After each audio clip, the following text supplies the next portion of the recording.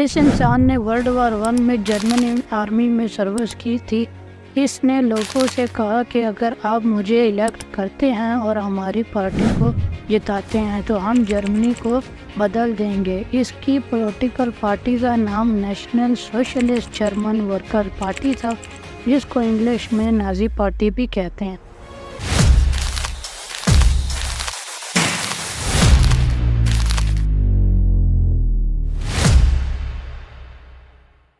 اس نے پہلے کوشش کی سرکار گرانے کی، لیکن اس کو شروع میں کوئی کامیابی نہ مل پائی۔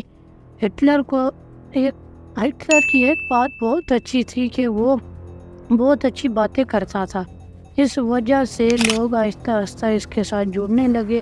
سن 1933 میں اس کے ہاتھ میں سرکار آ جاتی ہے، اس سے یہ جرمنی کا چانسلر بن گیا۔ اس کے بالکل اگلے سال سن 1934 کو اپنے آپ کو جرمنی کا فیرو بلانے لگا۔ اس کا مطلب کہ سپریم لیڈر ہے۔ اس کے اوپر جرمنی کا کوئی بھی لیڈر نہیں ہوگا، سب اس کے انڈر ہوں گے۔ اس کے ساتھ ساتھ اس نے وہاں کے قانون میں تبدیلیاں کی، اسپیشلی آرمی فورس کے اندر بہت زیادہ تبدیلیاں کر ڈالی۔ اس کے ساتھ اس نے جرمنی کی اکانومی پر بھی کام کرنا شروع کر دیا۔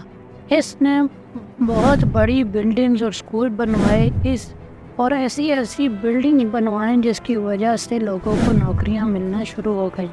اس سے یہ ہوا کہ جرمنی کی اکانومی آہستہ آہستہ بڑھنے لگی۔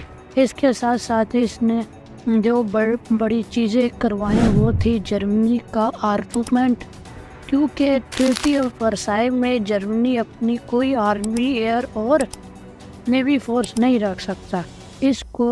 اس کو ہٹلر نے آہستہ آہستہ توڑنا شروع کر دیا۔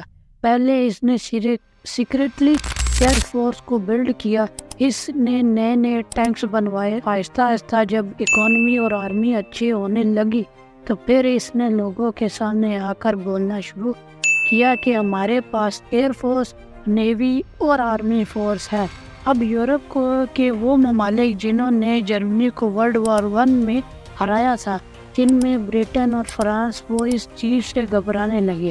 اس سارے ٹائم میں جرمنی نے اپنے آپ کو تو بہت زیادہ اسٹرانگ کر لیا تھا، لیکن فرانس اس سے بہت زیادہ پیچھے تھا، اور برٹن نے تو یہ سوچا تھا کہ اس کے بعد تو کوئی ورلڈ وار نہیں ہوگی، تو وہ صرف کنفلکٹ کو پریونٹ کرنے میں لگا رہا۔